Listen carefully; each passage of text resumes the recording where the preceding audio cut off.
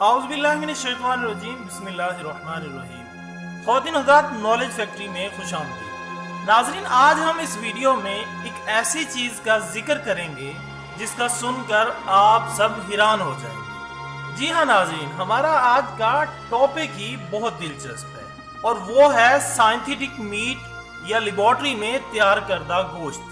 ख़वातीन हज़रात, हाल ही में लंदन की एक यूनिवर्सिटी के प्रोफेसर डॉक्टर मार्क पोस्ट ने लेबॉर्ट्री में मसनूई गोश्त बनाकर सबको सकते में डाल दिया है। इस गोश्त की खासियत ये है कि ये खुद ब खुद बढ़ता रहता है और एक अंदाजे के मुताबिक एक स्टेम सेल से 10 मिलियन की मिकदार से गोश्त हासिल किया जा सकता है। और मजे की बात यह है कि इस गोश्त को खाया भी जा सकता है। ख़वातीन हज़रात, सिंथेटिक मीट को समझने के लिए मैं आपको एक चीज बताता चलूं कि जब माँ के पेट में बच्चा बनने का आगाज होता है तो सबसे पहले वो एक खुलिया होता है। खुलिये के बारे में तो हम सब जानते ही हैं कि ये जिंदगी की इकाई है और किसी भी जानदार का जिस्म छोटे छोटे जर्रों से मिलकर बना होता है। इन जर्रात को खुलिये या सेल्स कहते हैं और माँ के पेट में मौजूद बच्चे के आगाज का वाहिद और पहला खुलिया स्टेम सेल कहलाता है।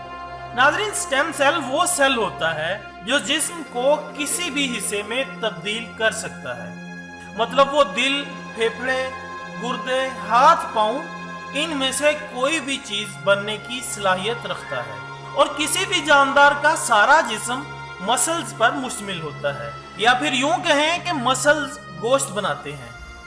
जिस्म का कोई भी हिस्सा अगर आप कहें गोश्त वाला है तो वो मसल्स ही हैं।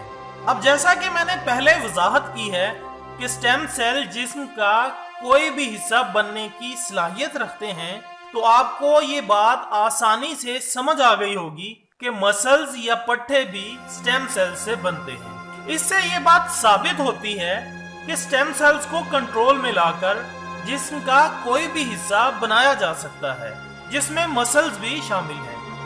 ख़वातीन हज़रात, डॉक्टर मार्क पोस्ट ने स्टेम सेल्स को एक लेबॉर्ट्री की प्लेट, जिसको साइंस की जुबान में कल्चर प्लेट कहते हैं, इसमें रखकर इस पर प्रोटीन और कुछ मजीद केमिकल डाले और इसको वही एटमॉस्फेयर दिया जो माँ के पेट में बच्चे को बढ़ने के लिए दरकार होता है। इसमें दर्जा हरारत, ऑक्सीजन, पानी, मादनियात, नमकियात, चिकनाई और प्रोटीन वगैरह शामिल है। इन सब चीजों को लेबॉर्ट्री की जुबान में मीडियम का नाम दिया जाता है। इस तरह ये स्टेम सेल आहिस्ता आहिस्ता बढ़ना शुरू कर देता है। ख़वातीन हज़रात, क्योंकि डॉक्टर मार्क पोस्ट ने स्टेम सेल सिर्फ मसल्स का इस्तेमाल किया था, तो ये सेल सिर्फ गोश्त में ही तब्दील हो सका। क्योंकि मसल्स की जब ग्रोथ होती है तो सिर्फ गोश्त बनता है, लेकिन डॉक्टर मार्क पोस्ट के मुताबिक गोश्त के अलावा जिस्म के किसी भी हिस्से से स्टेम सेल को इस्तेमाल करके वैसा ही जिस्म का हिस्सा बनाया जा सकता है और इससे मरीजों का इलाज किया जा सकता है। इनका मजीद कहना है कि जिसका दिल, दिमाग, फेफड़े, हाथ, पांव या गुर्दे वगैरह खराब हो जाएं, मुस्तकबिल में इन्हें फिर से सेहतमंद किया जा सकता है।